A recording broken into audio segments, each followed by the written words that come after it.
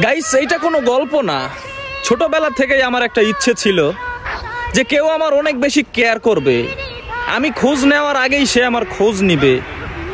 এরকম একটা মানুষ পাওয়ার খুব ইচ্ছে ছিল, কারণ এই বয়সে আমি আমার বয়সের চাইতে বেশি অবহেলিত হয়েছি। এত পরিমাণ অবহেলা পাইছি যে সেটা কাউকে বলার মতো না। এখন অবহেলার নাম শুনলে মনে হয় বিষ পান করব, তারপরে অবহেলা সহ্য করতে পারবো না।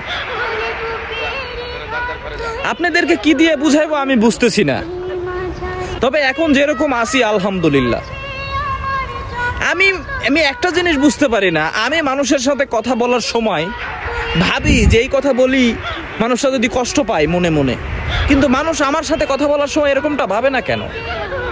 আমি যেরকমটা চাই, যেরকম ব্যবহার করি মানুষের সাথে, মানুষ কেন আমার সাথে এরকম হয় না? আমি কিছুতেই এটা বুঝে উঠতে পারি না।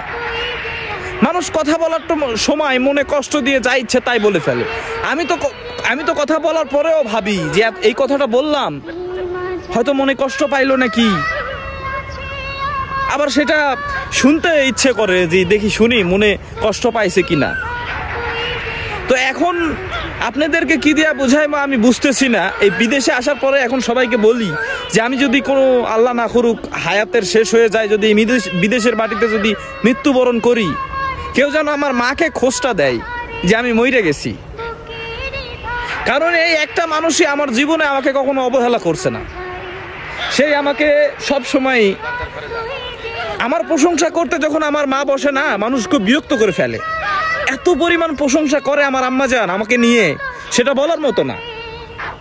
এই একটা মানুষই জীবনে কখনো আমাকে অবহেলা করছে না, ঠিক আছে? সব সময় সোনার টুকরা ছেলে, আমার